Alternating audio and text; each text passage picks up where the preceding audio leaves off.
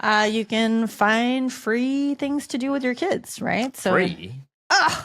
no more Top Golf. That sounds like what my grandparents did. Yes. Free things. Oh my gosh, climbing a tree. Yeah.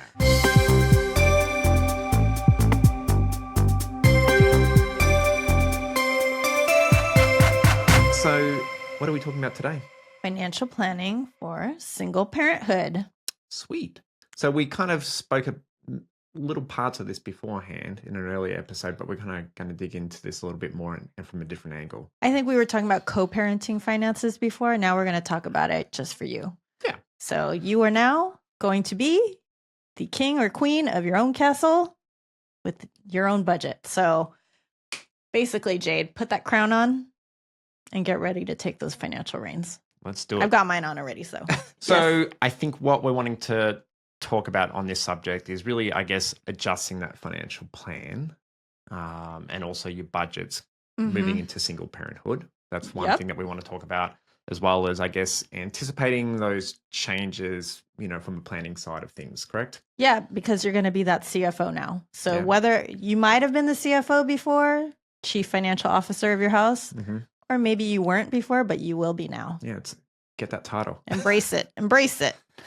And I think we also are going to look at maybe just trying to get a little bit creative as well there. Creative, planning for changes, and just going with the flow, right? Keeping it positive. Accepting, just embracing it. Yes. Yeah. So going from we to me, right? We to me can be terrifying, exhilarating, a little combination of both. I know for me, emotionally and mentally, I was super excited. Sorry, I hate, does it sound terrible? But I was super excited to get divorced from that perspective. Only if one person listens to it. Yeah. But financially, it was terrifying. It took me over a year from the time that I started really thinking about it seriously to deciding to go through with the divorce because of the financial part. I was terrified of figuring out, how am I going to do this by myself? How am I going to pay for everything by myself? How are we going to divide these assets? How am I going to take on these increased expenses? Can I do it? And it took me over a year before I was like, you know what?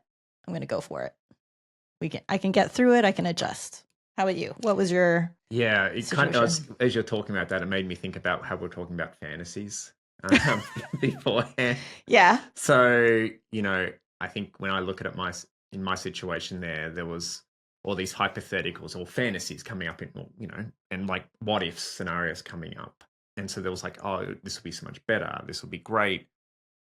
But the thing that kept on always pulling me back too, though, is that financial side, which we've seen the stats. We've spoken about them. I'm sure we've said one of these stats beforehand there, but that financial aspect of it can be probably the biggest part to get over there, because you can crunch the numbers. If you're already working with a financial planner, maybe they could be help guiding you through this. If you've got some sort of, mentor or, some sort of, financial support team around you, maybe they can help guide you. But until you kind of take that step, there's that unknown. You also don't know how that your ex or your spouse at the time is going to respond, Right. Are they going to be amicable?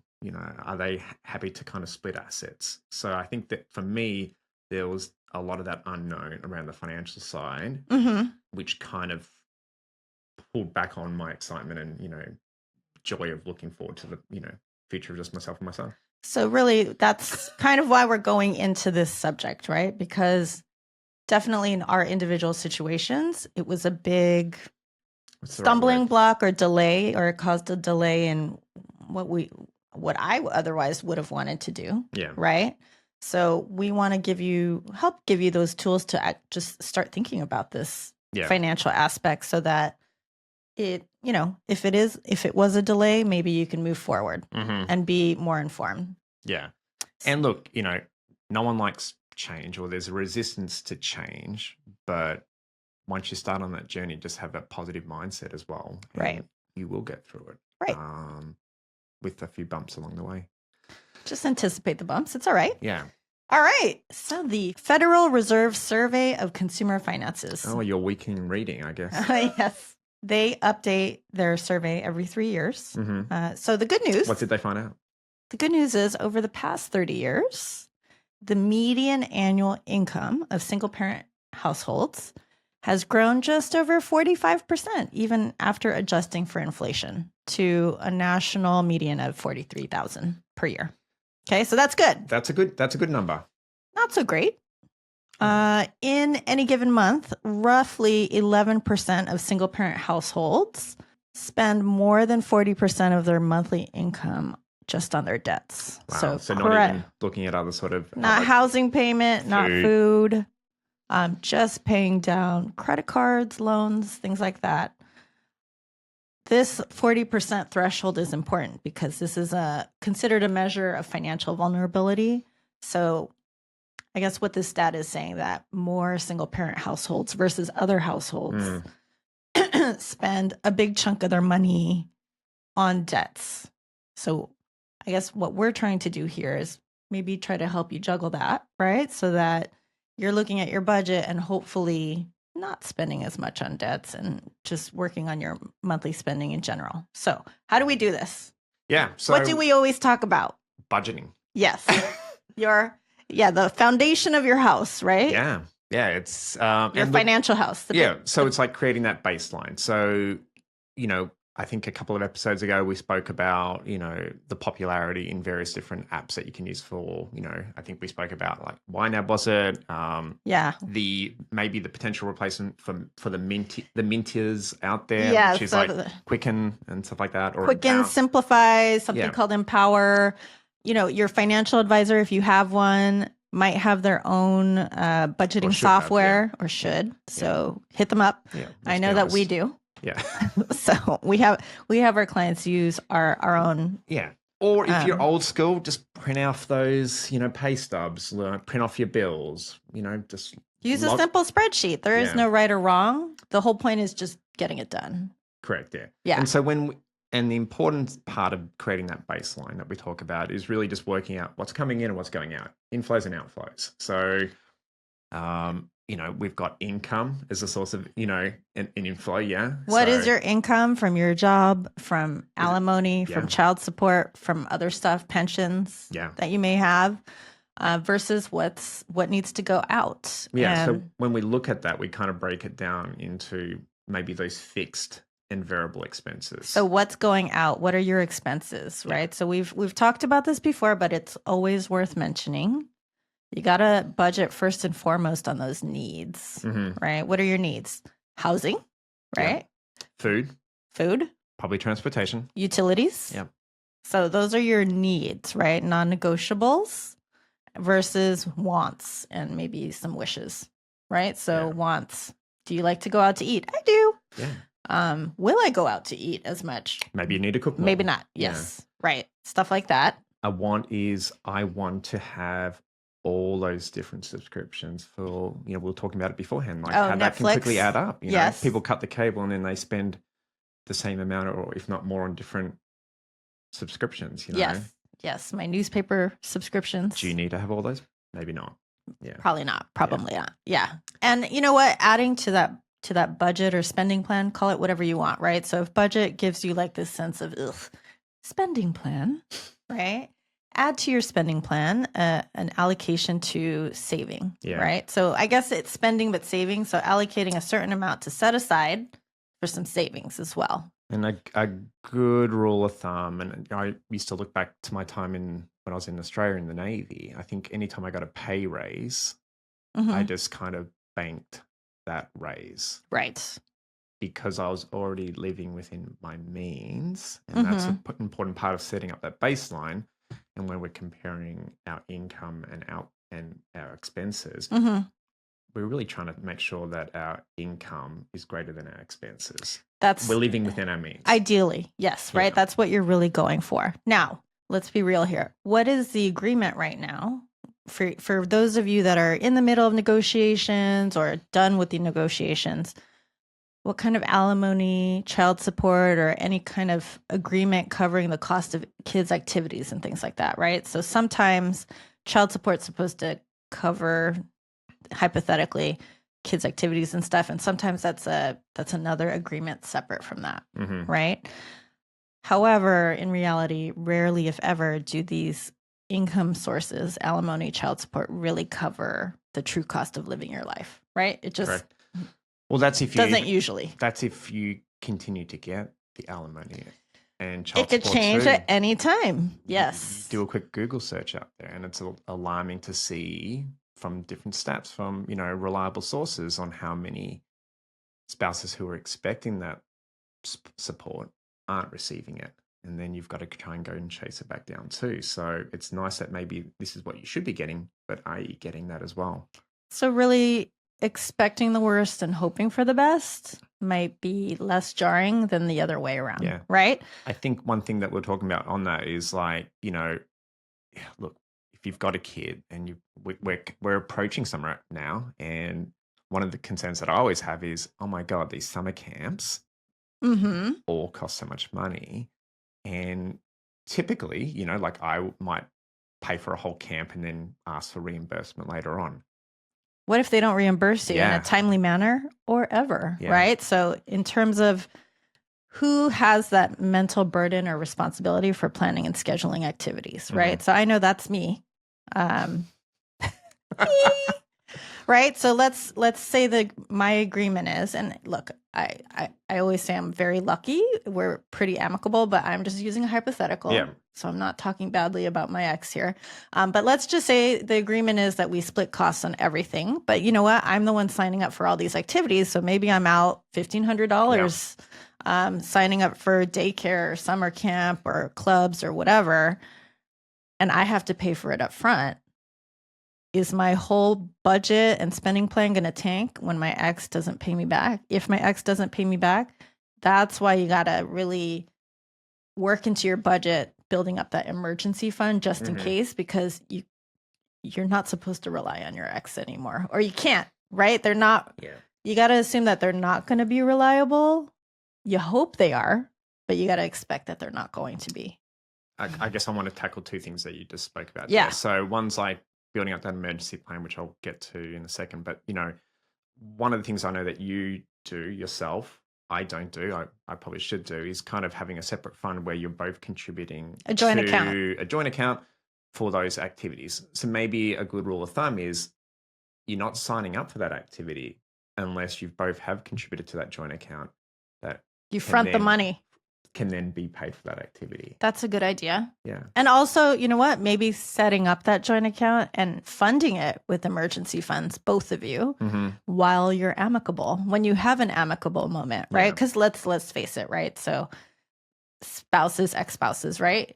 You go through your amicable moments and you go through your not amicable moments, even in the best of cases. Yes? Yeah. Yeah. So maybe while you're having that amicable moment, you can bring this up and say like, hey, let's put this joint account together. Let's each pitch in some money so that there's like a cushion here for activities. Yeah, and the other one that I just wanted to touch on with the emergency fund, it's probably if you that's probably one of the first things that you should be targeting if you do have a surplus. Yeah. And you don't already have an emergency fund. You really need to be dedicating and kind of siphoning off, whether it be directly through payroll as well. So it's going directly into a savings account or a high yield account there. Out of sight, out of mind.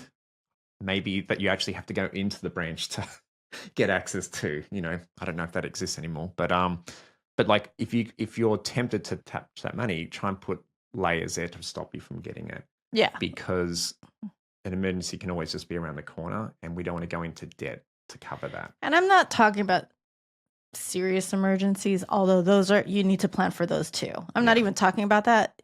Emergencies meaning, oh my gosh, my ex didn't give me what I expected this month and I'm going to have to cover.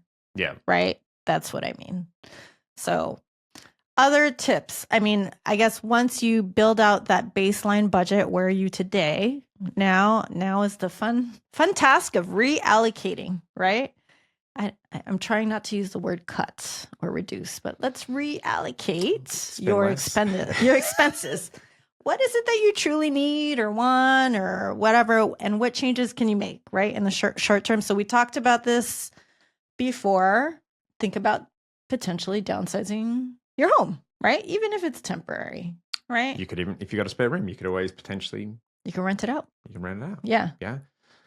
If you are lucky enough, maybe where you're working from home and you've got a walkable lifestyle where you can walk to a lot of things, do you need your car? I guess you could rent that out. Or do you need the car that you have right now? Yeah, Or could you downsize that car? Yeah. You can find free things to do with your kids, right? So Free? no more Top Golf. That sounds like what my grandparents did. Yes. Free things. Oh my gosh. Climbing a tree. Yeah. Yes. That sounds free fun. stuff. Yeah. And look, that is important because I think if you look at generalization of the generation today is, a lot of kids have sort of technology and it's probably, I don't know if I'm getting into trouble with this, but like it's probably not adequately monitored and stuff like that. And kids expect to have these things being spent on them. They don't. I think if you're showing that you're having fun doing something, I think that should flow down to your kids there. The park is fun. Yeah. Maybe not for you. You might be bored, but you know what? Parks are fun for kids. They love parks. I look at our kids sometimes when we've gone away camping. Sometimes the favorite thing they're doing is just playing in the dirt with a stick. Yes. For hours. Yes. That's free. Stick and dirt. Yeah. I mean, and if you are looking for even socialization, right? There's all those meetup groups as well. That Facebook mommy or daddy groups in the neighborhood, just so that you can meet other kids and other parents that you can socialize with potentially for free, right? Meet up at the park. Or there's always, even if it's not for free, there's always cheaper options of things to do. Do you need to be staying in a hotel? Can you enjoy camping for a bit? Maybe? Can it be a day trip? Can it be a driving trip versus a flight? Yeah. Just stuff like that. And really, honestly, about all these things, I see it over and over that people fight over the house because they feel like their kids deserve to have the house. No. Remember, separate your emotions. Kids don't care. If they see that you're happy and, you are excited about moving to another place, maybe you're going from a 4-bedroom house to a 2-bedroom apartment, but you talk about it in an exciting way, like, this is a fun change, we're going to do this, and look, the apartment has a pool and we didn't have a pool before. They're going to mirror your emotions, right? So you go from a really nice car to a Kia. I don't know, I have a Kia, so I can say this. What's wrong with the Kia? I've got a Kia too. As long as you're excited about it and you're happy about it, they're going to be happy too. So don't worry about that stuff. They don't care as long as you're happy also being their parent. Right? All right. So also, if you're a stay-at-home parent currently, yes, the fact of the matter is you're probably going to need a job, right? Or even if you have a job right now, you might need to get an additional job, like a side gig or work towards a promotion or getting a higher paying job. I think we're in a society now where, especially with so much, via the internet, there's ability to be able to pick up other little jobs where you can do, whether it be a virtual assistant or, signing up for like some sort Uber, of online grocery shopping. Yeah, anything, right? Yeah. Or just work on trying to, I don't know, get a higher paying job. That's what I did over time. It's not something that happens instantly. And I think I don't know if you mentioned it just then, but even just asking, because you might have been at your job deserving a promotion for years. But if you didn't ask, are you going to get it? Like, I think you had a friend who actually just went back and asked, realizing that he was grossly underpaid. Yeah. And he got this huge big pay raise straight away. And I was like, damn it, how long ago could I have asked for that? Yeah, exactly. Exactly. So look, if you haven't started the divorce process yet and you're thinking about like, maybe I need to get that job. Yes, this is the time while you still have that safety net. Get those wheels in motion. If you need to get training or whatever, just start looking for that job. Do it. It's okay. Like, if you got to do it, you got to do it. And if you haven't started the process yet, this is the best time. Yeah. And I think, just talking about like other changes that are going to happen, there's sort of tax changes that might come in. There's health income tax. Health benefits. There's health benefits, looking at COBRA, making sure that you're signing up for it in time. How long is that coverage going to be for? What are those options there? And that's if you were on your spouse's health plan, right? Correct, yeah. I almost feel like we probably have to kick some of the things that we wanted to talk to. We may. Another session here. But, I think the goal, the whole point of this is changes, right? So changes can happen quickly in terms of if you got to downsize or cut expenses. Yes. And maybe those don't feel that good, but those positive changes too, like trying to get a better job or working your way back towards that nice car or house that you wanted, or the trips that you had to cancel with your kids. These take time, but it'll happen if you want it to. You just have to work towards it, right? And the faster it'll happen, the faster you start. Yeah. Right? Stop procrastinating and just start. Yeah, and just accept that, yes, immediately post-divorce, your life is not going to look the same. And you know what? That's okay, because over a period of time, you can make it look like whatever you want, which is exciting. That exciting part. Yeah, that's the exciting part. So, on that note, divorce this or that. I think I need my phone passed to me because I was thinking over the weekend, I'm like, I want to give you a doozy. So divorce this or that, Sprouts. Okay, Sprouts, for those of you that don't know, is like a more crunchy granola type of grocery store, I would say. Yeah, it's sort of like a Whole Foods, but probably cheaper a little bit. Or H Mart, which is a Korean mega supermarket with eateries in it that has like really cool, delicious food in it. Divorce this or that. I do like Asian food, and I like all my fun little ingredients there. So I feel like I would have to get rid of Sprouts. But then when you need to buy oatmeal or something, are you going to be able to buy it from there? No, maybe I could find another backup, some sort of alternate, or So I'll have to just like find something else online there. All right, so you're going to divorce Sprouts. Got it. Yes. All right. Okay, I've got one for you. Okay. So, Snoop Dogg. Okay. Or who's another one that you really like? I feel like I've failed on this one. Yeah, a little bit. All right. I really love Snoop Dogg, so I have really different genres of interest. So I guess I'm going to ask myself one: Snoop Dogg or Hall & Oates? Oh, this is so tough. You know what? I can buy the Snoop Elf on the Shelf. He'll just have to sit on the Christmas tree or whatever. But I got to keep Hall & Oates. I got to keep Hall & Oates. But I'll keep the Snoop Elf on the Shelf. Look, he might still. He just can't. He can't sing. Yeah. He can't rap. Yeah. Right. There's a couple of topics that we didn't get a chance to talk about. We'll do in a separate podcast. Podcast after this there, but we kind of wanted to focus on adjusting financial plans and your budgets for a single parenthood. We spoke about being creative and also I guess anticipating changes and embracing them. Yeah. All right, so we'll see you in 2 weeks.